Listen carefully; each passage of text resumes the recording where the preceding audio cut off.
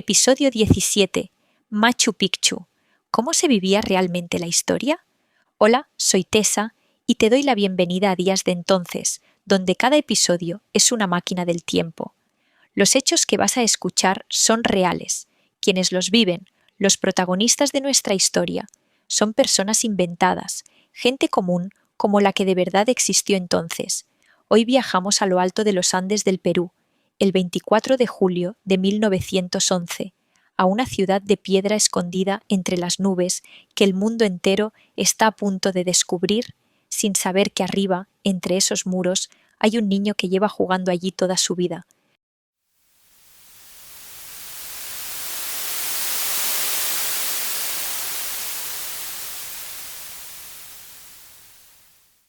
Te voy a hacer una pregunta y quiero que te quedes con tu respuesta hasta el final. ¿Se puede descubrir un lugar donde ya vive gente? Guárdala, porque el 24 de julio de 1911, un hombre venido de muy lejos creyó descubrir para el mundo una ciudad perdida en lo alto de los Andes. Y esa misma mañana, en esa misma ciudad, un niño de 11 años se despertó, como todos los días, con el ruido de un río que no se veía. El niño se llamaba Pablito. Eran las 6 de la mañana y hacía frío, ese frío húmedo de la montaña que se te mete en los huesos y no se va hasta que sale el sol.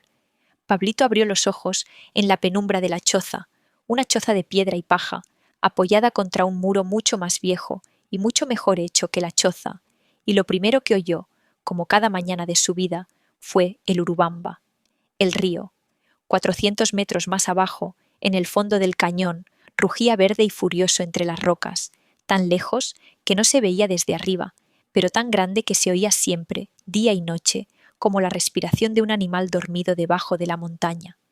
Pablito se levantó, se echó encima el poncho de lana de su padre, que olía a humo y a llama mojada, y salió.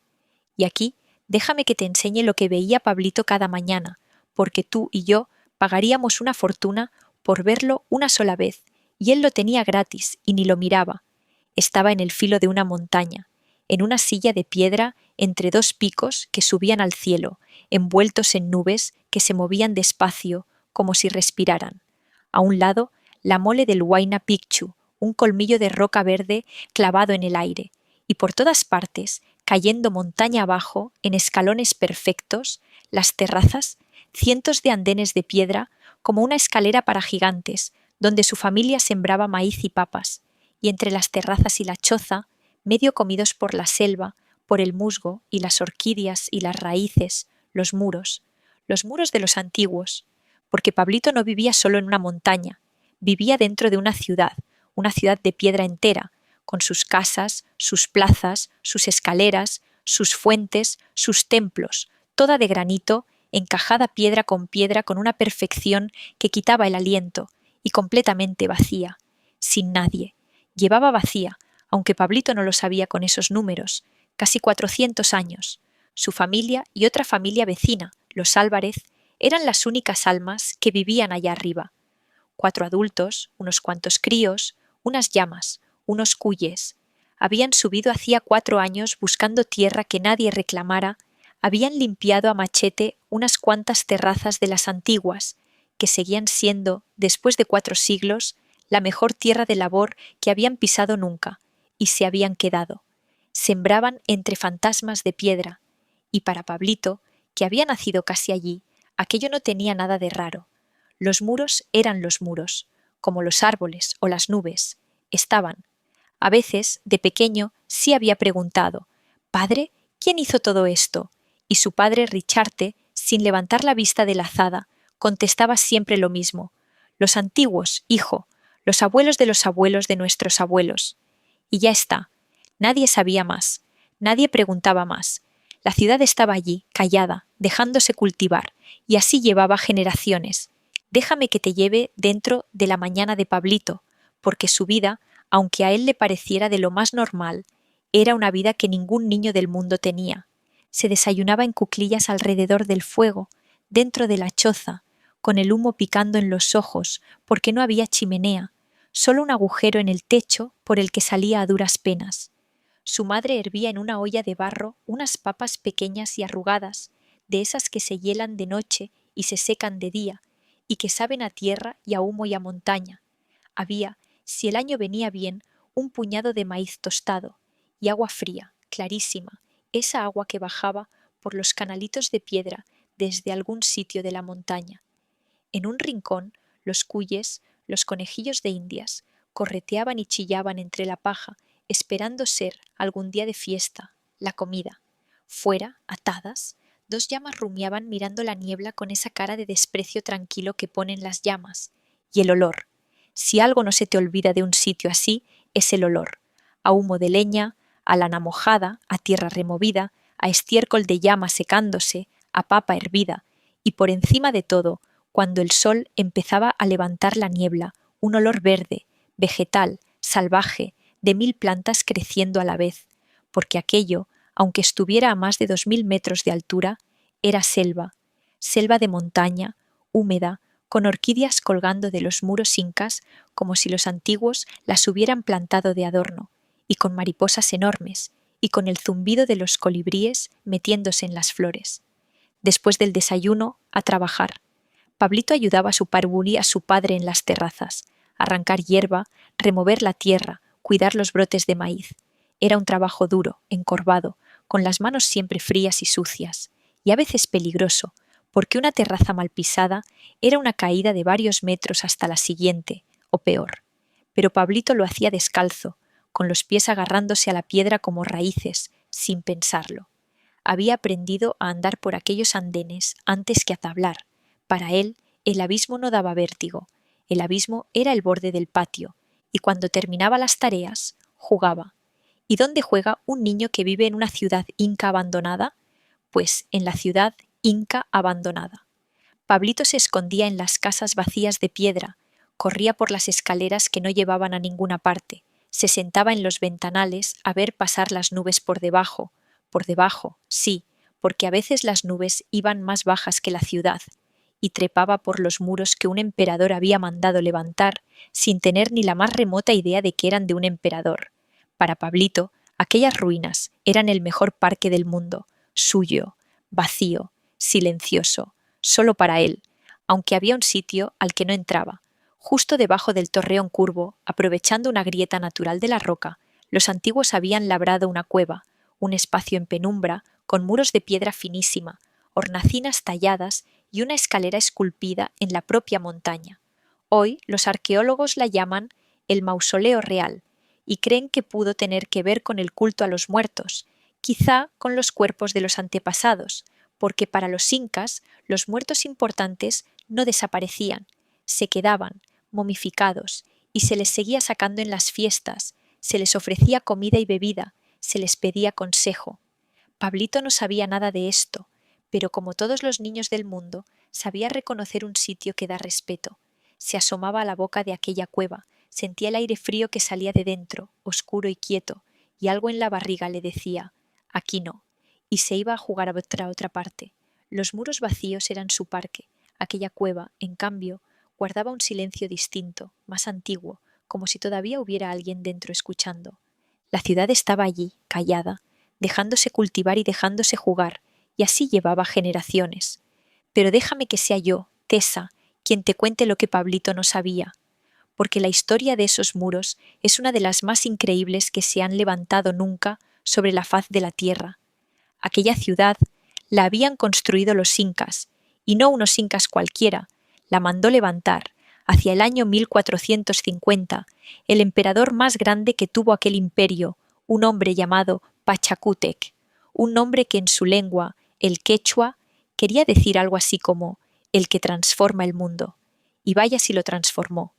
Pachacútec convirtió un reino pequeño en el imperio más grande que había existido jamás en América, un imperio que iba a llegar a medir miles de kilómetros por toda la cordillera de los Andes. Y déjame que te haga entender de qué tamaño era lo que construyeron estos incas, porque si no, no valoras Machu Picchu. Su imperio se llamaba, en su lengua, el Tahuantinsuyo, las 4 regiones, y llegó a extenderse por lo que hoy son 6 países, a lo largo de miles de kilómetros de la cordillera más brava del planeta. Lo unían con una red de caminos empedrados de más de 30.000 kilómetros, 30.000, que cruzaban desiertos, selvas y montañas de más de 4.000 metros, con puentes colgantes de fibra tejida sobre los abismos. Por esos caminos corrían los chasquis, unos mensajeros que se pasaban el recado de relevo en relevo, corriendo, y que podían llevar una noticia o un pescado fresco del mar para el emperador, cientos de kilómetros en un par de días. Y ahora agárrate, porque aquí está lo increíble. Todo esto lo hicieron sin rueda, sin caballos, sin hierro y sin escritura. No conocían la rueda, no tenían un solo animal grande para montar o tirar de un carro. No tenían herramientas de hierro, no tenían letras, y con piedras, cuerdas, bronce blando y la fuerza de miles de brazos organizados con una disciplina asombrosa, levantaron muros que 4 siglos y 1000 terremotos no han podido mover. Cuando tú veas una foto de Machu Picchu, acuérdate de esto. Cada uno de esos bloques perfectos lo cortaron, lo subieron y lo encajaron a mano, sin una sola de las máquinas que a ti te parecen imprescindibles. Eso te da la medida de quién mandó construir la ciudad en la que Pablito jugaba sin preguntar. Y en lo más alto de una montaña imposible, en una cresta estrechísima entre 2 picos, sobre un abismo, mandó construir esto, no una fortaleza, no una ciudad para el pueblo, sino una especie de residencia real, un lugar de retiro para el emperador y su corte, un sitio sagrado, escogido a propósito porque tocaba el cielo. Y aquí conviene que te pares en esa pregunta que tú mismo te estarás haciendo. ¿Por qué ahí? ¿Por qué levantar una ciudad en el peor sitio posible, en una cresta partida entre 2 precipicios, teniendo debajo, en el valle, tierra llana y cómoda? No fue un capricho ni una locura. Fue, muy probablemente, porque para los incas aquel lugar era sagrado. Verás, ellos no veían las montañas como las vemos tú y yo. Para ellos, las grandes montañas eran los apus, dioses vivos, espíritus poderosos que protegían o castigaban. Y Machu Picchu está rodeada, por los 4 costados, de picos que para los incas eran de los más sagrados de todos. Está abrazada, además, por el río Urubamba, que da abajo una vuelta casi completa alrededor de la montaña, como un lazo, y el Urubamba también era sagrado, un río que en el cielo se reflejaba, según ellos, en la Vía Láctea. Así que imagina el sitio con sus ojos, una ciudad en el centro exacto de un paisaje de dioses, rodeada de montañas espíritu y ceñida por un río celeste, en un punto donde el sol, en los días marcados, entraba por las ventanas justas. No la pusieron ahí a pesar de que fuera difícil. La pusieron ahí precisamente porque era el centro del mundo, un altar del tamaño de una montaña, y hasta la manera de llegar estaba pensada para eso, porque el emperador y su corte no subían jadeando por la ladera de vértigo por la que trepó Bingham, subían por un camino de verdad, un camino inca empedrado que venía desde el Cusco, la capital, cruzando montañas durante días, con sus posadas y sus templos por el trayecto, como una peregrinación. Y ese camino terminaba en un sitio elegido con toda la intención, un portón de piedra encajado en lo alto de la última loma, desde el cual, de golpe, después de días de caminata, se abría a tus pies la ciudad entera entre las nubes. Hoy ese portón se llama el Inti Punku, la Puerta del Sol. Estaba colocado para que, en ciertas mañanas del año, el sol naciera justo por él y bañara la ciudad con la primera luz. Imagínate lo que sería llegar reventado tras días de montaña, cruzar ese umbral al amanecer y ver por primera vez Machu Picchu encenderse con el sol. No era solo una casa de campo del emperador, era una experiencia diseñada, escena por escena, para dejarte sin aliento. Y todavía lo hace. Los que hoy suben caminando 4 días por ese mismo camino, Inca cruzan la misma Puerta del Sol al alba y ven lo mismo que veían los sirvientes de Pachacútec hace más de 500 años. La montaña no ha cambiado el guión, pero Pablito no llegó nunca por la Puerta del Sol. Pablito ya estaba dentro, había nacido dentro. Para él no hubo umbral, ni revelación, ni primera vez.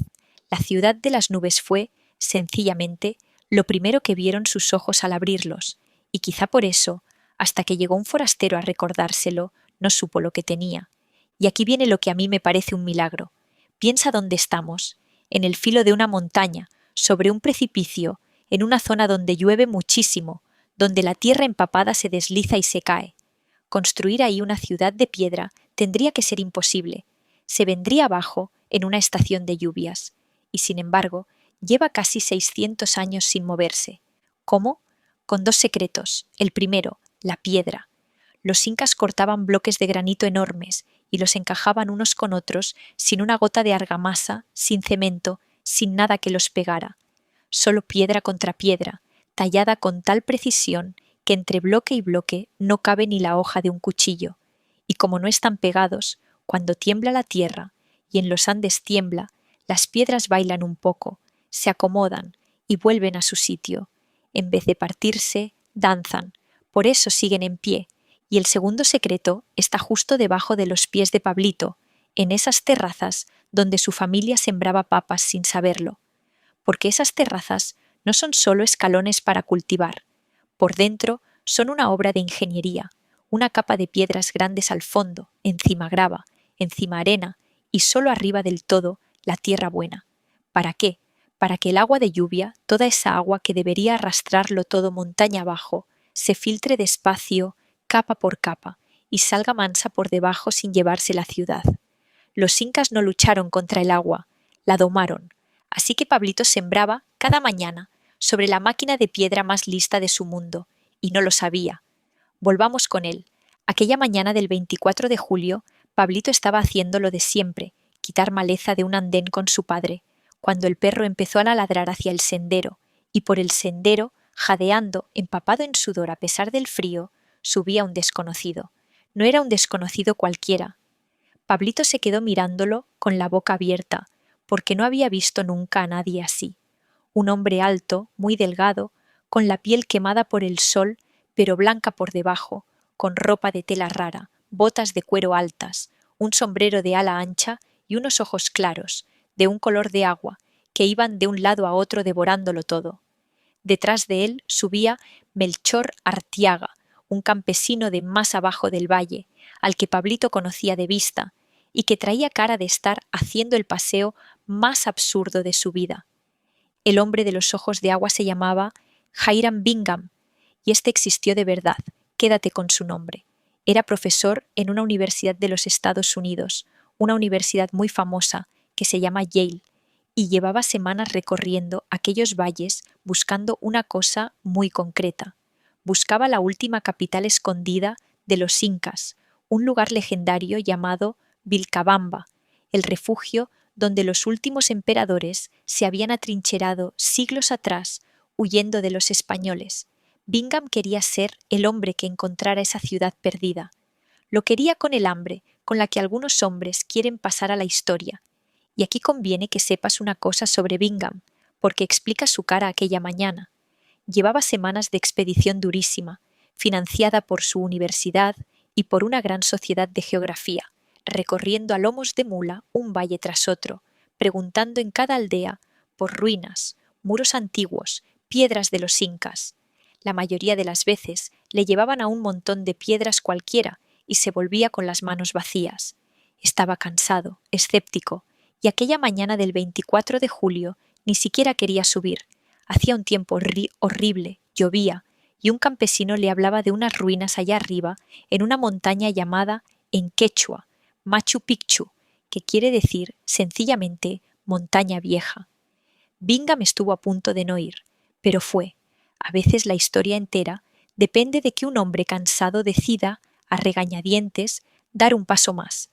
Aquella mañana, en una choza más abajo, le habían dicho que arriba, en la montaña, había ruinas, y Melchor Artiaga, a cambio de unas monedas, unas pocas monedas de plata, eso es todo, había aceptado subirlo. Habían cruzado el río Urubamba por un puentecillo de troncos atados con lianas, unos palos resbaladizos tendidos sobre el agua rugiente, un puente que Bingham cruzó a cuatro patas, muerto de miedo, mientras el campesino lo pasaba de pie y descalzo sin inmutarse, y luego, al otro lado, habían trepado durante casi 2 horas por una ladera tan empinada que era casi una pared, agarrándose a las raíces, a las matas, a lo que hubiera, con el sudor cayéndoles a chorros, pese al frío, y las piernas temblando. Por fin, muertos, habían llegado arriba, y se habían encontrado con 2 familias de campesinos, unas terrazas sembradas, y un niño. Bingham miró a Pablito, y le hizo, medio en español, medio por señas, La pregunta que iba a cambiarlo todo. Las ruinas, los muros grandes, ¿dónde? Y Pablito, un crío de 11 años que llevaba toda la vida jugando entre aquellos muros, que había aprendido a andar entre aquellas piedras, para quien las ruinas grandes eran sencillamente su patio, se encogió de hombros, señaló ladera arriba con la barbilla y dijo, en quechua, algo que venía a ser: por ahí, yo te llevo. Fíjate en la escena, porque es de las que a mí me erizan la piel. El sabio venido del otro extremo del mundo, el explorador, el hombre que ha cruzado un océano y una cordillera buscando una ciudad perdida, va a ser guiado hasta ella de la mano de un niño descalzo, que la tiene tan vista que ni la mira. Y subieron.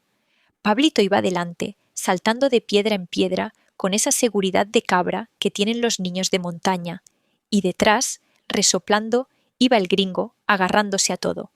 Cruzaron una zona de terrazas, se metieron entre la maleza, y Pablito, que se sabía cada recodo, lo llevó directo, sin dudar, al sitio que a él le parecía el más bonito de todos, un lugar donde la montaña caía en redondo y los antiguos habían levantado un torreón curvo, una torre semicircular de piedra clara, perfecta, con una ventana orientada de una manera muy rara, muy pensada, hacia el horizonte.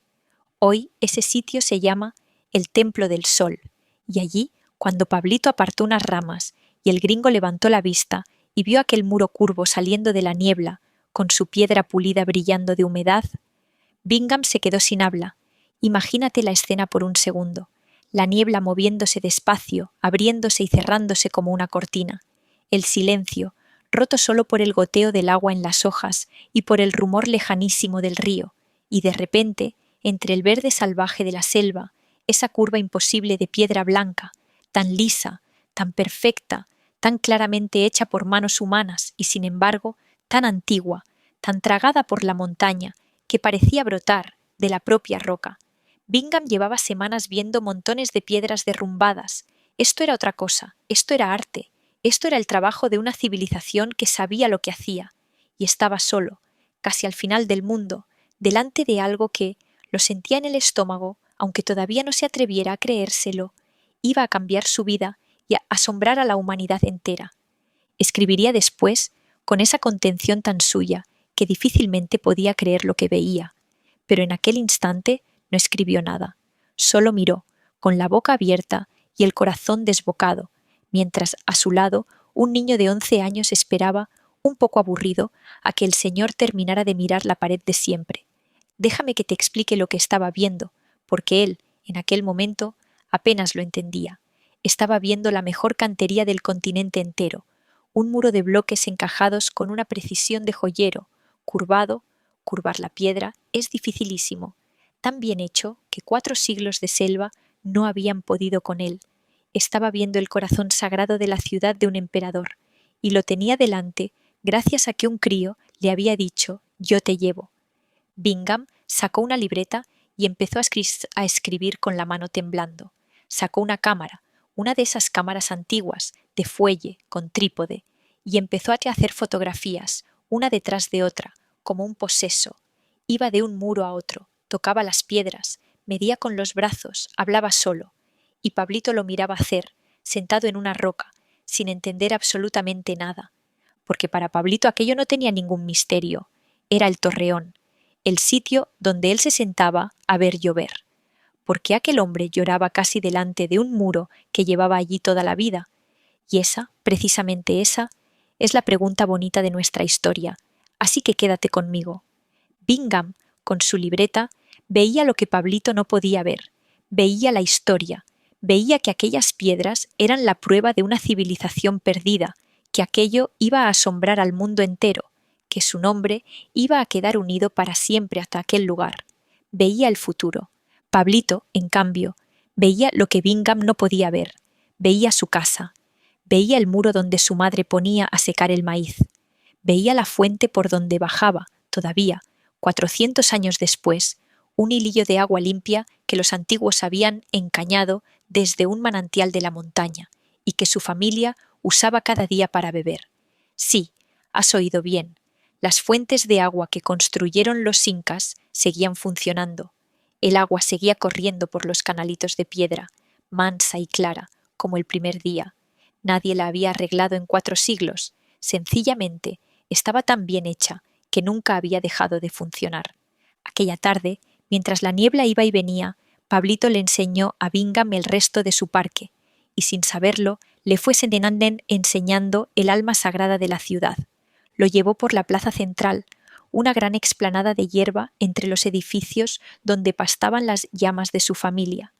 Lo llevó a un templo con 3 ventanas grandes y perfectas abiertas al vacío, mirando al este hacia donde sale el sol, y lo llevó, sobre todo, a lo alto de todo, a una roca, una sola roca, tallada. Los antiguos habían cogido una piedra viva pegada a la montaña y la habían esculpido con ángulos exactos, dejando un saliente que apuntaba al cielo. A Pablito le gustaba subirse ahí porque era el punto más alto y se veía todo. No sabía qué era. Yo te lo cuento. Esa piedra hoy se llama el Inti-Huatana, que en quechua quiere decir algo así como el lugar donde se amarra el sol. Y era, muy probablemente, un instrumento de astronomía, porque los incas eran unos observadores del cielo extraordinarios. Su vida entera, cuándo sembrar, cuándo cosechar, cuándo celebrar sus fiestas, dependía del sol, y lo vigilaban con una precisión asombrosa. Aquella piedra y aquel torreón curvo del templo del sol con su ventana rara estaban colocados para marcar los solsticios, los 2 días del año en que el sol llega a su punto más extremo. En el solsticio, la luz del amanecer entra por la ventana del torreón y cae, exacta, sobre una piedra tallada dentro, como un reloj gigante de piedra y de sol, hecho para durar siglos, y funcionaba, vaya si funcionaba. Bingham lo miraba todo con los ojos como platos, midiendo, fotografiando, garabateando, y Pablito, a su lado, empezó a sentir algo nuevo y extrañísimo, empezó a ver su parque con los ojos del forastero, empezó a entender que aquellas piedras con las que jugaba no eran piedras cualquiera, que alguien, hacía mucho, las había puesto ahí por algo, con una intención, con una sabiduría. En un momento de la tarde, Bingham se dio cuenta de que el niño lo seguía a todas partes, callado, curioso, y le hizo un gesto para que se acercara. Le enseñó la cámara, aquella caja de madera y latón sobre 3 patas, con un cristal delante y un fuelle negro como un acordeón. Pablito no había visto nunca una. Bingham lo dejó mirar por el visor, y el niño soltó una carcajada de sorpresa al ver el mundo del revés metido dentro de un cristal. Fue un momento pequeño, sin palabras, porque casi no compartían idioma. Pero algo pasó entre aquel hombre de los ojos de agua y aquel niño descalzo. Los 2, cada uno a su manera, estaban maravillados. Bingham, por lo que Pablito tenía y no valoraba. Pablito, por lo que Bingham traía de un mundo que él no podía ni imaginar. 2 personas mirando, por un instante, a través del mismo cristal. Y aquí tengo que contarte una cosa que hace todo esto aún más misterioso. Fíjate, yo te estoy contando quién construyó Machu Picchu, cuándo, para qué. Pero la verdad es que lo sabemos a medias, a base de deducirlo, de excavar, de atar cabos. ¿Por qué tan hasta oscuras?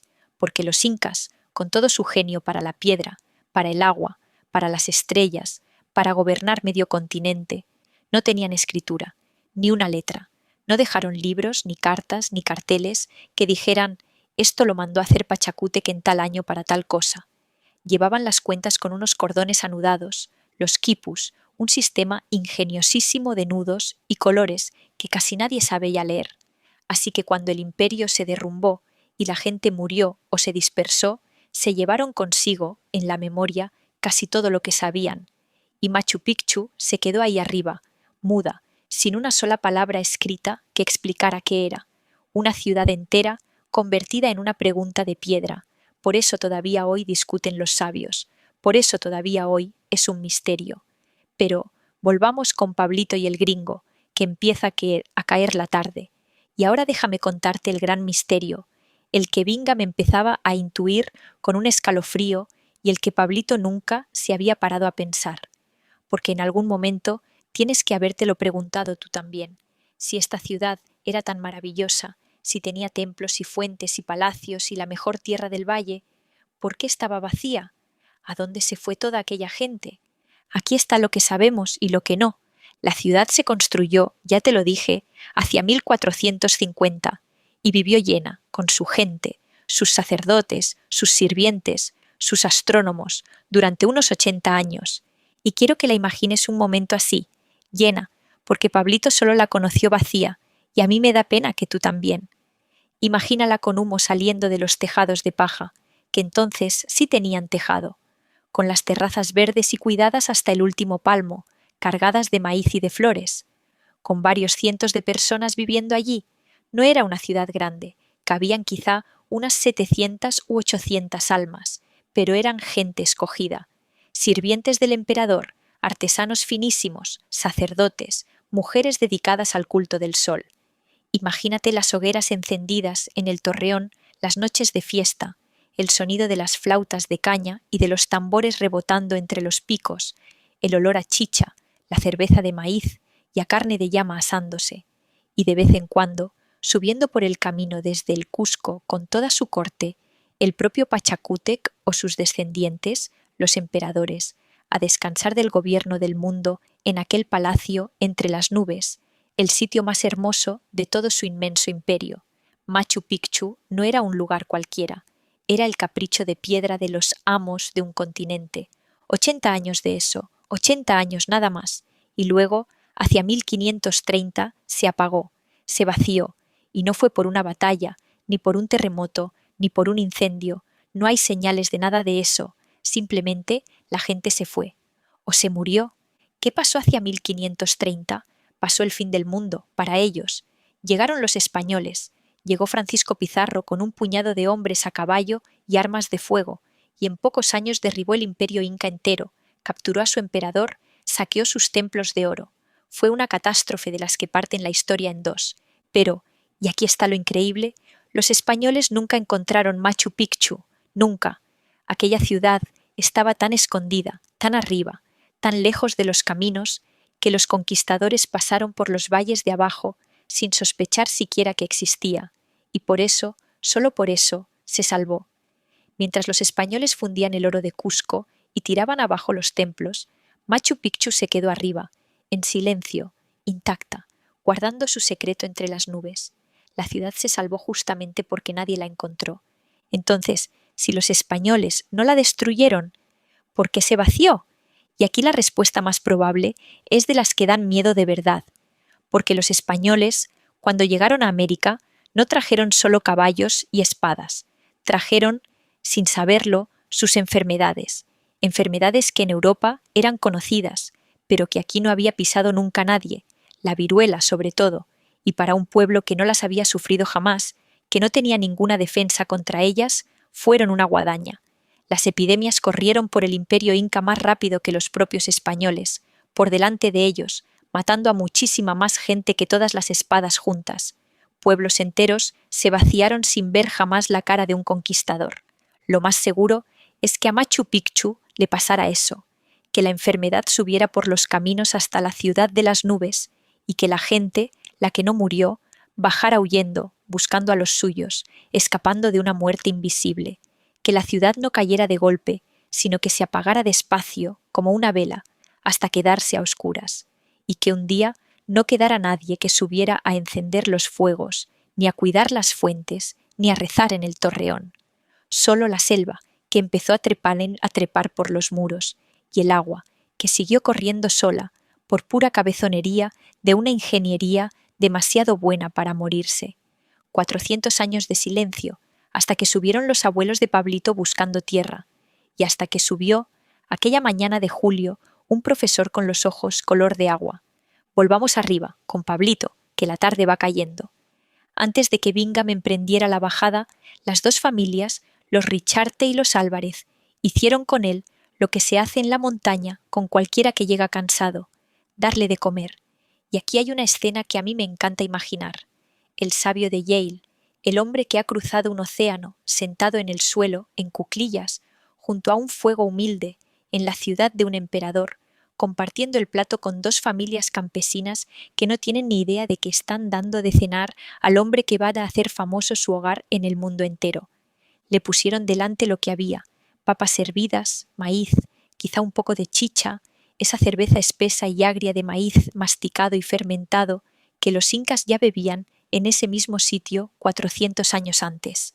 Bingham, que venía de un mundo de cubiertos de plata y manteles, comió con las manos, soplando las papas calientes, mientras la niebla se cerraba sobre los muros y el frío bajaba de golpe con el sol. Y Pablito lo miraba comer, fascinado, sin saber que aquel gesto tan sencillo, un forastero y unos campesinos partiendo el pan sobre las piedras de Pachacútec, era, en cierto modo, el encuentro de dos mundos que llevaban 4 siglos sin mirarse a la cara, el mundo de los que se fueron y el mundo de los que llegaron después. Cuando terminaron, ya con la luz cayendo, Bingham hizo algo que Pablito recordaría siempre. Se agachó a su altura, le miró a los ojos y le señaló todo aquello, los muros, las terrazas, los picos, las nubes, y le dijo, muy despacio, en su español torpe, «Esto es muy importante, ¿entiendes? Muy importante, para todo el mundo». Y Pablito, por primera vez en su vida, miró su casa como si no la conociera. Miró el torreón, que era el sitio donde veía llover, y lo vio de repente antiguo, sagrado, hecho por manos que llevaban muertas 400 años. Miró las terrazas donde sembraba papas, y las vio como escalones de una escalera que subía hasta el cielo. Miró la fuente de la que bebía cada día, y por primera vez pensó, alguien pensó esto, alguien, hace muchísimo tiempo, cortó esta piedra y encañó esta agua para que yo, sin conocerlo, bebiera de ella 4 siglos después, y sintió algo raro en el pecho, algo que no sabía nombrar, una mezcla de orgullo y de vértigo, la sensación de estar viviendo, sin haberse dado cuenta, dentro de algo enorme. Esa noche, en la choza, con el río rugiendo abajo en la oscuridad, Pablito no durmió. Miraba el muro viejo contra el que se apoyaba su casa, ese muro tan perfecto, y por primera vez le hizo a su padre la pregunta de otra manera. No, ¿quién hizo esto? Que ya sabía la respuesta de siempre, sino, «Padre, ¿nosotros somos de los que hicieron esto? ¿Los antiguos eran nuestros?» Y su padre Richarte se quedó callado un rato largo en la oscuridad, y luego dijo, muy bajito, «Sí, hijo, eran nuestros. Esta lengua que hablamos tú y yo es la de ellos. Esta tierra la aprendimos a trabajar de ellos. Nos quitaron muchas cosas, hace mucho. Pero esto...» Y Pablito notó que su padre tocaba el muro con la mano en la oscuridad. «Esto no nos lo quitaron. Esto lo guardó la montaña para nosotros». Y Pablito se durmió, por fin, con la mano también apoyada en la piedra fría, sintiéndose, por primera vez, heredero de algo. A la mañana siguiente, muy temprano, con la niebla todavía pegada al suelo, Bingham recogió sus cosas para bajar. Pablito lo acompañó hasta el borde de las terrazas, donde empezaba el sendero de vértigo por el que se descolgaba la montaña. El hombre se echó la mochila al hombro, miró por última vez, largamente, la ciudad que salía poco a poco de la bruma, los muros, el torreón, los picos, con una cara rara, la cara de quien sabe que su vida acaba de partirse en un antes y un después, y luego se volvió hacia el niño. No tenían casi idioma común, así que no se dijeron gran cosa. Bingham le revolvió el pelo, le dio las gracias en su español torpe y rebuscó en el bolsillo. Sacó unas monedas y se las puso en la mano. Pablito las miró. Eran monedas de las de abajo, del mundo de fuera, un dinero que allí arriba no servía para casi nada. Pero no era el dinero lo que Pablito se iba a quedar de aquel día. Lo que se iba a quedar era otra cosa. Se iba a quedar con la mirada de aquel hombre, con la manera en que aquel forastero, llegado del otro lado del mundo, había mirado su casa, su patio, sus muros, su fuente, como se mira algo sagrado. Se iba a quedar con la idea, nuevecita y enorme, de que el sitio donde él había nacido, aquel montón de piedras viejas que su padre cultivaba, era importante, importante de verdad. Para todo el mundo, había dicho el gringo, para todo el mundo. Y mientras veía a Bingham descolgarse por el sendero y desaparecer entre la vegetación, camino del río, Pablito se quedó un rato largo de pie en el borde, mirando su ciudad con los ojos nuevos. Ya nunca más volvería a ser, para él, solo el patio de casa. Lo que Pablito no podía imaginar, lo que nadie allí arriba podía imaginar aquella mañana, es lo que venía detrás de aquel hombre. Porque Bingham no fue el final de nada, fue el principio, porque Bingham no se fue del todo, volvería con más hombres, con más dinero, con el apoyo de su universidad y de una gran sociedad de exploradores, y empezaría a limpiar la ciudad de selva, a estudiarla, a fotografiarla, a contársela al mundo. Y funcionó. En pocos años, el nombre de Machu Picchu dio la vuelta al planeta, y el nombre de Hiram Bingham quedó unido para siempre al de el hombre que descubrió la ciudad perdida de los incas. Y déjame contarte una cosa de esos años de estudio, porque es un misterio dentro del misterio. Cuando Bingham y su equipo empezaron a excavar, encontraron muchísimos enterramientos, decenas y decenas de esqueletos, y a Bingham, con los datos de su época, le pareció que la mayoría eran de mujeres, así que lanzó una teoría que dio la vuelta al mundo y que todavía hoy oirás repetir, que Machu Picchu había sido un santuario de las vírgenes del sol, las Aclias, unas mujeres escogidas desde niñas, apartadas del mundo, dedicadas al culto y a tejer las telas más finas para el emperador. Una ciudad secreta llena de sacerdotisas en lo alto de la montaña. Suena precioso, ¿verdad? Suena a leyenda. Pues resulta que, muchos años después, con técnicas modernas, otros científicos volvieron a estudiar aquellos huesos y descubrieron que Bingham se había equivocado. Había de todo, hombres y mujeres casi por igual, gente de distintas partes del imperio, de distintas edades. No era un convento de vírgenes, era una comunidad de servidores del emperador, gente común traída de todo el Tahuantinsuyo para cuidar la residencia real. Trabajadores, artesanos, cocineras, agricultores, gente, en el fondo, como la familia de Pablito. La leyenda romántica se cayó y en su lugar quedó algo que a mí me parece todavía más bonito, que este lugar sagrado lo sostenían, como casi todo en la historia, las manos de personas corrientes, aunque tú y yo, y Pablito, sabemos que aquella ciudad nunca estuvo perdida. Estaba llena de familias sembrando papas, solo estaba perdida para los que no vivían en ella. Y déjame cerrar con una imagen, porque es la que a mí me da vueltas en la cabeza. Hoy, cada año, más de 1 millón de personas suben a Machu Picchu. 1 millón. Llegan en tren, en autobús, caminando durante días por el viejo camino inca. Hacen cola, sacan la foto, se maravillan igual que se maravilló Bingham ante aquellos muros que salen de la niebla. Es uno de los lugares más famosos y más visitados de la Tierra entera, y casi ninguno de ese millón de personas sabe que, la mañana en que el mundo descubrió este sitio, arriba había un niño descalzo jugando entre las piedras, y su madre poniendo el maíz a secar, y una fuente inca dándoles agua limpia, como llevaba haciendo 400 años. A veces pienso que Machu Picchu tiene 2 historias, y que las 2 son verdad. Está la historia grande, la de los emperadores, los astrónomos, la piedra imposible, el imperio más grande de América. Y está la historia pequeña, la de Pablito, la de las familias que sembraban entre los muros, sin hacer ruido, guardando sin saberlo, de generación en generación, el secreto que la montaña les había confiado. La ciudad la construyeron unos reyes, pero quien la cuidó, callada, durante los 4 siglos en que el mundo la olvidó, fue la gente común, como casi siempre. Todo lo que te he contado de Machu Picchu es verdad. La ciudad se construyó hacia 1450, con toda probabilidad como residencia real del emperador inca Pachacútec, y estuvo habitada apenas unos 80 años, hasta alrededor de 1530. Es verdad que está levantada en una cresta imposible entre 2 picos, el Machu Picchu y el Huayna Picchu, sobre el cañón del río Urubamba. Es verdad que sus muros se encajan sin argamasa, piedra contra piedra, con una precisión en la que no cabe la hoja de un cuchillo, y que por eso resisten los terremotos, y que sus terrazas están construidas en capas de piedra, grava, arena y tierra para drenar el agua, lo que ha impedido durante siglos que la montaña se deslice. Es verdad que sus fuentes de piedra siguen conduciendo agua hoy, y es verdad, y es de las cosas más asombrosas, que los conquistadores españoles nunca la encontraron, por eso se salvó del saqueo, y lo más probable es que se despoblara no por una batalla, sino por las epidemias, sobre todo la viruela, que los europeos trajeron a América y que corrieron por delante de ellos matando a pueblos enteros.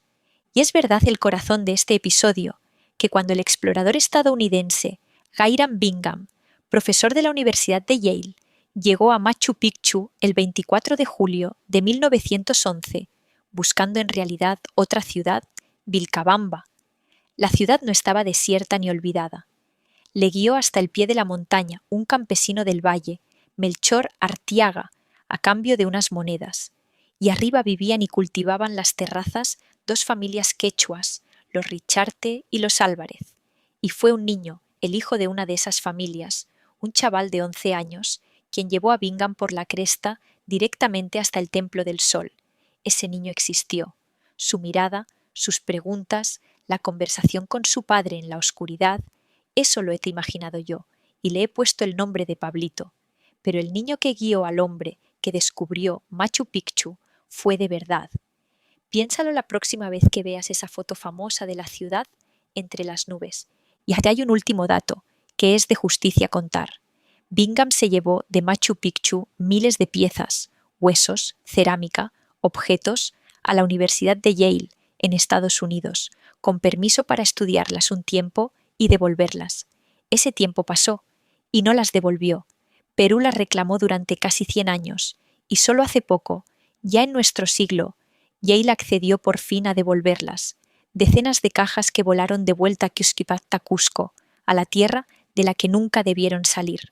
La ciudad que la montaña había guardado intacta durante 4 siglos tardó otro siglo entero en recuperar lo que se le llevaron el día que la descubrieron. Esos son los días de entonces, los días en que las personas comunes vivieron los momentos extraordinarios. Yo soy Tessa, y esto ha sido Días de Entonces. Si te ha gustado, suscríbete para no perderte el próximo viaje y déjame en los comentarios a qué época y a qué lugar te gustaría que viajáramos la próxima vez. Nos escuchamos muy pronto. Cuídate.